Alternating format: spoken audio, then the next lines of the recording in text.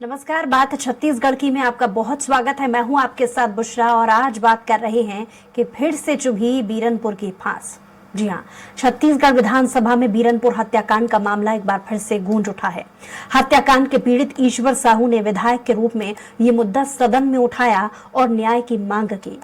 इस पर गृह मंत्री विजय शर्मा ने इस मामले की जांच सीबीआई से कराने की घोषणा की। मामले पर पूर्व मुख्यमंत्री ने तंज कसा कि सरकार को अपने ही पुलिस पर भरोसा आखिर क्यों नहीं। इस पर देखिए यह खास रिपोर्ट, उसके बाद चर्चा की शुरुआत। छत्तीसगढ़ विधानसभा में विधायक ईश्वर साहू ने सदन में वो मुद्दा उठाया जिसके बाद सदन में माहौल गर्मा गया। विधायक ने कहा कि 8 अप्रैल 2023 को हुई घटना में भुवनेश्वर साहू की हत्या में 36 आरोपियों के नाम सामने आए। इनमें 12 आरोपियों की गिरफ्तारी हुई, लेकिन बाकी आरोपी गिरफ्तार क्यों नहीं हुए।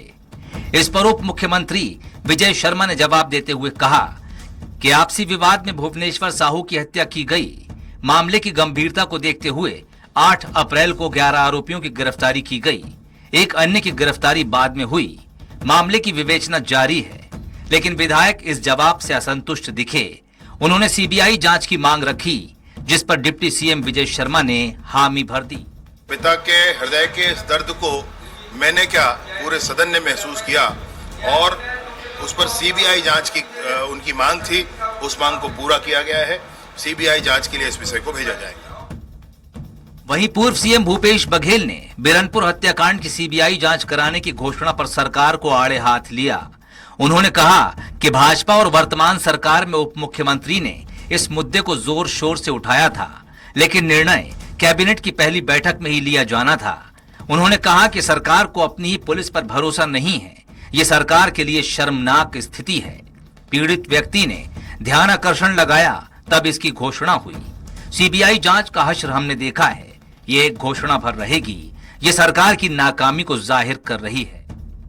आज विधानसभा में ईश्वर साहू जी ने अपने पुत्र के हत्या का मामला उठाया और सरकार ने उसे सीबीआई जांच की घोषणा की। पहली बात तो ये है, इस मुद्दे को लेकर भारतीय जनता पार्टी और अभी तत्कालीन डिप्टी सीएम जिसके पास गृह विभाग भी है, बड़े जोर शोर से उठाया था। इसे तो पहली कैबिनेट में उनको डिसीजन लेना था। गृह मंत्री विजय शर्मा जी के पास है, तो क्या राज्य पुलिस पे उनको विश्वास नहीं रहा? सीबीआई जांच की घोषणा करनी पड़ी। लेकिन भूपेश बघेल के इस बयान से विधायक ईश्वर साहू सहमत नहीं दिखे। उन्होंने कहा कि घटना के बाद भूपेश बघेल शक्ल दिखाने तक बीरनपुर नहीं आए। पिछली सरकार से भी उन्होंने सीबीआई की जांच की मांग रखी थी, लेकिन उनकी नीति ठीक नहीं थी। सदन में सीबीआई की जांच की घोषणा हुई है, तो अब विधायक ईश्वर साहू संतुष्ट नजर आ रहे हैं। अब सीबीआई की जांच के मांग में पिछले सरकार से भी मांग रखे रहे हम, लेकिन पिछले सरकार की नीति ठीक नहीं रही से तो जांच नहीं करे। अभी मैं सदन में ये बात रखें तो हमारे माननीय गृह मंत्री जी हमला आश्वासन दी से कि सीबीआई जांच कराई जाएगी। आज जाके मोर दिल संतुष्ट हुई, आज दिल शांति मिली। बहरहाल विधानसभा चुनाव के ठीक पहले हुई बीरनपुर हत्याकांड को भुनाते हुए बीजेपी ने पीड़ित पिता ईश्वर साहू को टिकट देकर जिताया। अब उनकी मांग पर मामले की सीबीआई जांच की घोषणा भी कर दी गई है, लेकिन विपक्ष का कहना है कि सरकार को अपनी ही पुलिस पर भरोसा नहीं है। ये सरकार के लिए शर्मनाक स्थिति है। लेकिन देखना दिलचस्प होगा कि पीड़ित विधायक पिता को अब सीबीआई जांच से क्या न्याय मिल पाता है। स्वराज एक्सप्रेस के लिए रायपुर से दिलीप साहू की रिपोर्ट। और इस पर चर्चा के लिए हमारे साथ बेहद खास पैनल मौजूद है। शशि भगत जी कांग्रेस प्रवक्ता हमारे साथ जुड़ गए हैं, बहुत स्वागत है आपका। बाबूलाल शर्मा जी भी हमारे साथ जुड़े हैं, वरिष्ठ पत्रकार, बहुत स्वागत आपका। परेश बागबाहरा जी बीजेपी से प्रवक्ता हमारे साथ जुड़े हैं, आपका भी बहुत स्वागत है। तो सबसे पहले बात कांग्रेस से शुरुआत करेंगे, क्योंकि ये जो हत्याकांड है वो कांग्रेस के कार्यकाल में हुआ है, जिसको लेकर सुरक्षा और हिंसक घटनाओं से जुड़े बहुत सारे ऐसे सवाल हैं जो बीजेपी सरकार में उठाए जा रहे हैं। सीबीआई जांच की मांग की जा रही है, लेकिन आपकी पार्टी की तरफ से सवाल यह है कि सीबीआई की जांच की आवश्यकता आखिर क्यों है? आपके नजरिए से समझना चाहेंगे शशि जी। जोहार छत्तीसगढ़, ये अनिश्चितता की बात नहीं है, बल्कि भारतीय जनता पार्टी के साथी ये बात को उठाते रहे हैं बार बार। तत्कालीन प्रदेश अध्यक्ष बीजेपी भी उठाते रहे हैं, तो वो इसको विधायक जी के कहने के बाद ये जांच करवाना पड़ा। ये बहुत ही एक तरह से शर्मनाक है। और शर्मनाक तो ये भी है कि भारतीय जनता पार्टी की सरकार प्रदेश की पुलिस पे भरोसा नहीं करती है, उनके ऊपर से भरोसा उठ गया है, तब ये लोग सीबीआई की जांच करा रहे हैं। उनको तो ये चाहिए था पुख्ता तरीके से जांच कराते पुलिस से। यदि सीबीआई से जांच कराना, उस पर भी हम लोग को कोई इतराज नहीं है। हम लोग तो चाहते हैं कि इस तरह का जो मामला है वाकई दूध का दूध और पानी का पानी हो, दोषी सजा के भागीदार है, उनको सजा मिलना चाहिए। लेकिन केवल संतुष्टि की राजनीति करना वाकई उचित नहीं है। दोषियों को सजा पुलिस के मार्फत जांच में मिल सकती थी, लेकिन सीबीआई की जांच कराना पड़ी। मुबारक उनको। और ऐसे ही कुछ बयान दो बच्चों के जी श्री भूपेश बघेल साहब ने भी ये बात कही है कि बहुत देर से इस बात की शुरुआत करी, जांच की शुरुआत करी। ये केवल महज एक दो बच्चों की लड़ाई थी, उनको आपस में शांत करा जा सकता था, लेकिन इसकी बुनियाद तो भारतीय जनता पार्टी की, लेकिन इसमें बहुत बड़ी एक हिंसक घटना भी हुई है जिसमें पूरे इलाके को हिला करके रख दिया था। बहुत सारे इसमें जान का खतरा हुआ है, बहुत से लोग इसमें घायल हुए थे। तो आपको नहीं आपकी लगता बात से हम सहमत हैं? नहीं, मैं जो बात बोला उसको सुन लिया जाए। जी, जी। आपकी बात से मैं सहमत हूँ। दो और लोग पिता पुत्र की घटना हुई थी, वो भी इसी परिप्रेक्ष्य में हुई थी। वहां 1000 से ज्यादा सुरक्षा जवान वहां पर उपलब्ध थे और उनकी मौजूदगी में ही पिता पुत्र की हत्या हुई थी। मैं भी रहीम 55 साल के थे और उनका बेटा ईदुल हुआ था, वो 34 ईयर्स ओल्ड।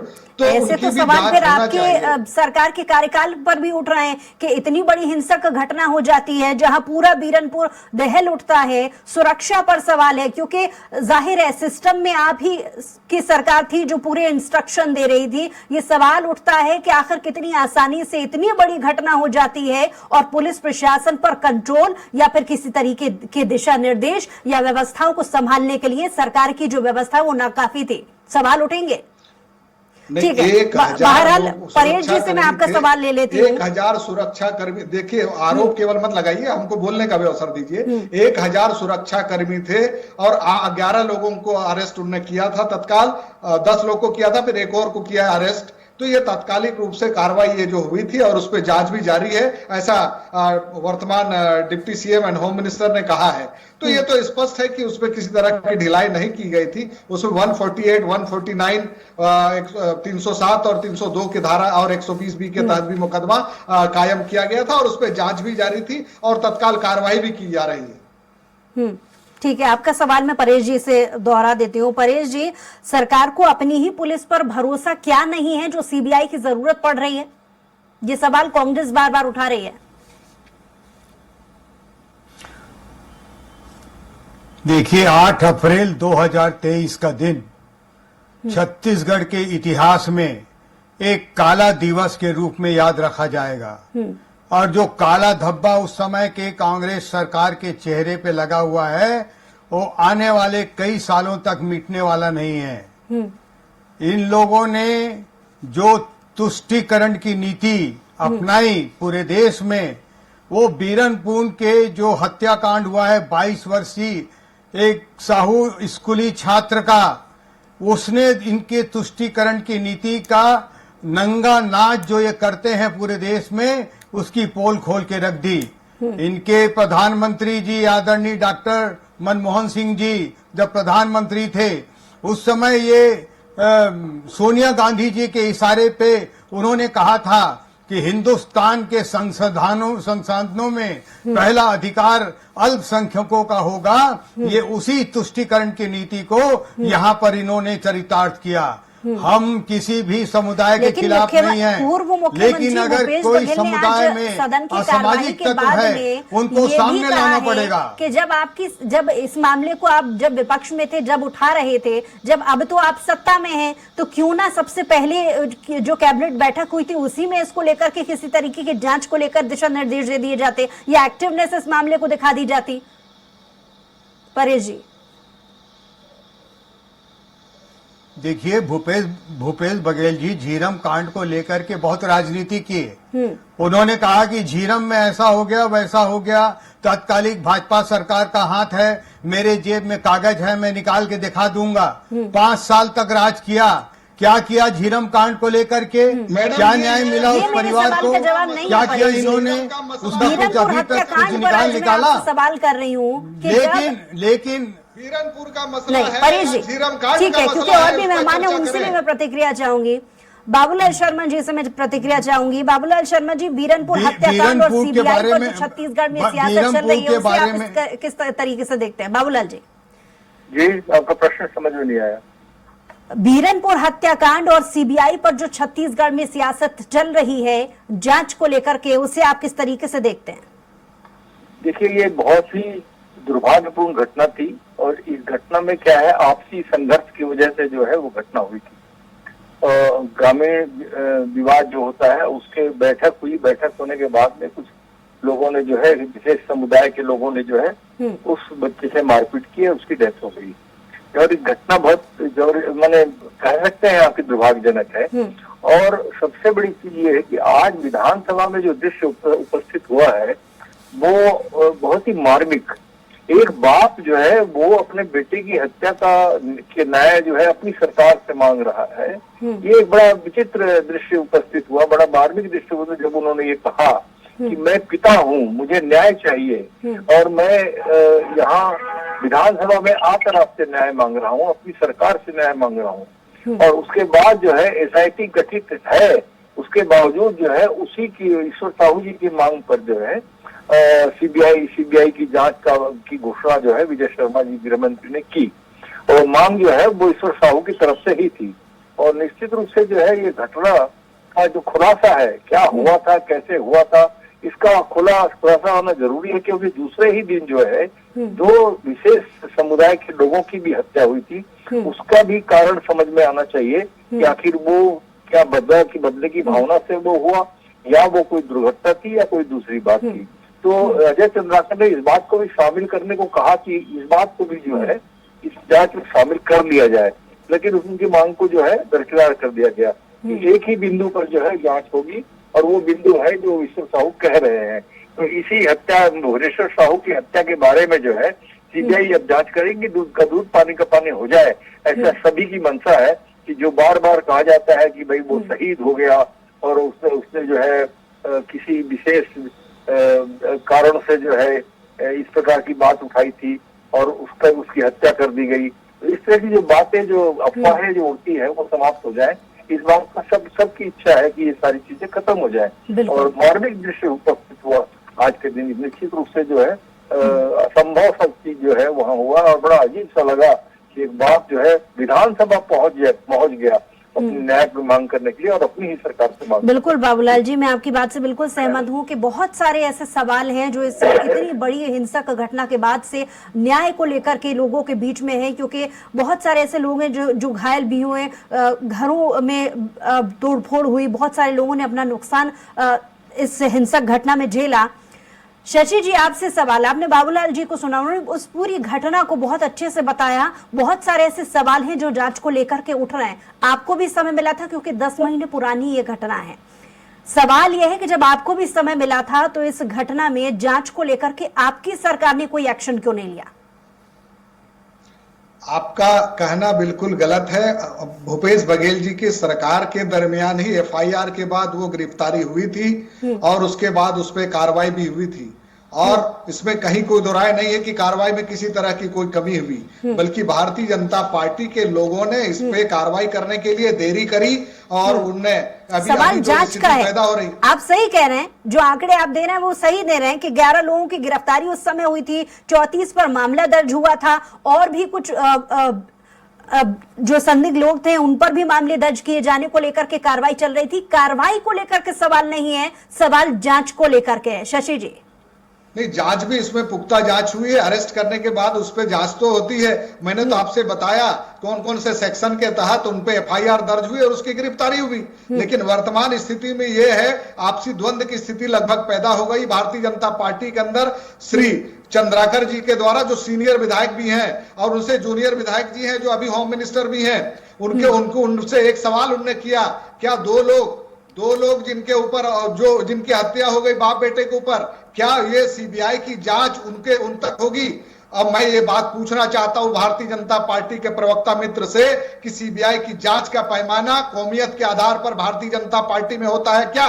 नंबर 1। नंबर 2, मृतक के पिता के ध्यानाकर्षण का सीबीआई जांच के लिए इंतजार क्यों हो रहा था, जबकि ये लोग बार बार मांग करते रहे? और इन्हीं के बाद श्री साहू जी के द्वारा बार बार 144 सेक्शन होने के बाद भी ये स्थिति पैदा करने, अराजक की स्थिति पैदा करने की कोशिश की जाती रही। वो सारी चीजों को शांत करने का काम श्री भूपेश बघेल जी की सरकार ने किया, वहां की पुलिस ने किया। मैं उनका सम्मान बहुत करता हूं आज भी। और वहां के तत्कालीन एसपी साहब ने कहा कि जो रहीम और ईदुल नाम के जो व्यक्ति जिनकी हत्या हुई थी, उनके विषय में कहा था कि उनके माथे पे कोई चोट के निशान दिखते हैं। इसका मतलब यह है कि उनकी निश्चित रूप से हत्या हुई थी। ये दोनों सवालों का जवाब के साथ मैं भारतीय जनता पार्टी के प्रवक्ता साथी को आपके माध्यम से कहता हूं, कृपया पूछें। ठीक है, परेश जी से इसका जवाब ले लेते हैं। परेश जी, आपने सुना शशि जी को? सीबीआई के जांच का दायरा पूछ रहे हैं वो। जी, मैंने सुना है जी। देखिए, ऐसा है कि उस समय भी आदरणीय ईश्वर साहू जी ने इस सरकार से सीबीआई की जांच की मांग की थी, लेकिन इस सरकार ने सीबीआई के ऊपर प्रतिबंध लगा दिया था ताकि वो उस समय के कांग्रेस शासन के वर्दी वाले गुंडों के साथ, जो असामाजिक तत्वों के साथ मिल करके पूरे प्रदेश में कानून की धज्जियां उड़ाते थे, सीबीआई यहां पर आकर के हस्तक्षेप न करे। आज जो सीबीआई जांच की मांग को जो माना गया है भारतीय जनता पार्टी के द्वारा, की सरकार के द्वारा, वो चूंकि एक पिता ने मांग की कि भाई मेरे को सीबीआई की जांच भी करवानी है, यूटीआई, लेकिन एक बात और कही है उन्होंने कि पीड़ित व्यक्ति ने खुद जब ध्यान आकर्षण लगाया तब जाके सीबीआई की जांच की घोषणा की है। ऐसी क्यों नौबत आ गई? जब इतना बीजेपी इस मामले को गंभीरता से ले रही है और जांच होनी चाहिए कह रही है, तो ध्यान आकर्षण की आवश्यकता क्यों पड़ गई पीड़ित व्यक्ति को? परेश जी,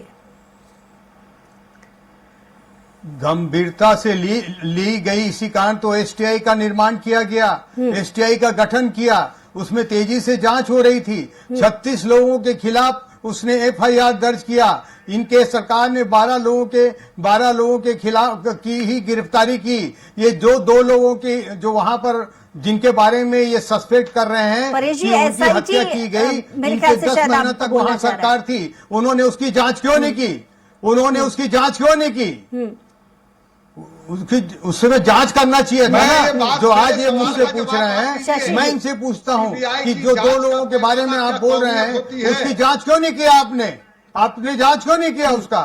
सीबीआई की जांच का क्योंकि समय की कमी है, इसलिए बाबूलाल जी से मैं चाहूंगी प्रतिक्रिया इसको लेकर के। बाबूलाल जी, क्योंकि पहले ही इस मामले को लेकर पिछली सरकार ने भी जांच की थी और विवेचना अब भी चल रही है, फिर सीबीआई की जल्दबाजी क्यों? सीबीआई की जांच की मांग पिछली सरकार के समय ईश्वर साहू ने की थी, लेकिन चूंकि उस वक्त सीबीआई पर बैन था प्रदेश में, इसलिए वो बात पूरी करना बहुत मुश्किल कांग्रेस के लिए था। अब इनकी सरकार आई है तो निश्चित रूप से आपने जो प्रश्न किया कि फिर ध्यानाकर्षण उठाने की बात क्यों आई, सरकार आपकी बन चुकी थी, तो आप जो है सीबीआई का बैन भी हटा चुके थे, तो सीबीआई की घोषणा बाहर भी हो सकती थी, ध्यानाकर्षण उठाने की जरूरत क्या पड़ी। लेकिन मुझे ऐसा लगता है कि जो सीबीआई की जांच है उसको कानूनी जामा पहनाने के लिए, उसको पुख्ता करने के लिए जो है उस सदन में बात ला करके जो है उसका निर्णय लिया गया। और जहां तक मैं समझता हूं कि जो स्थितियां बन रही हैं, जो स्थितियां बनी, उसमें उस पिता का दर्द जो है आज विधानसभा में दिखाई दिया। वो भावुक होकर जब वो बोला तो सभी लोग स्तब्ध रह गए।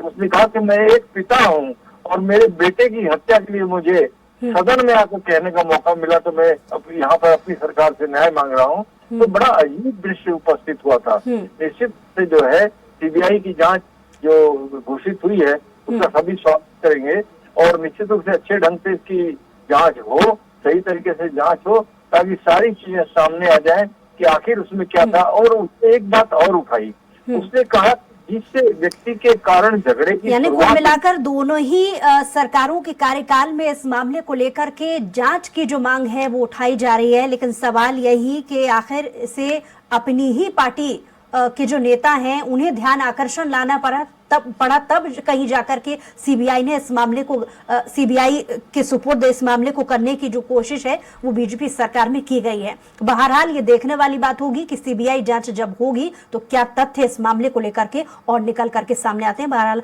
हमारे साथ जुड़ने के लिए आप सभी मेहमानों का बहुत शुक्रिया और इसी के साथ ही हमारी खास पेशकश में तय है। कुछ और खबरों के लिए देखते रहिए स्वराज एक्सप्रेस।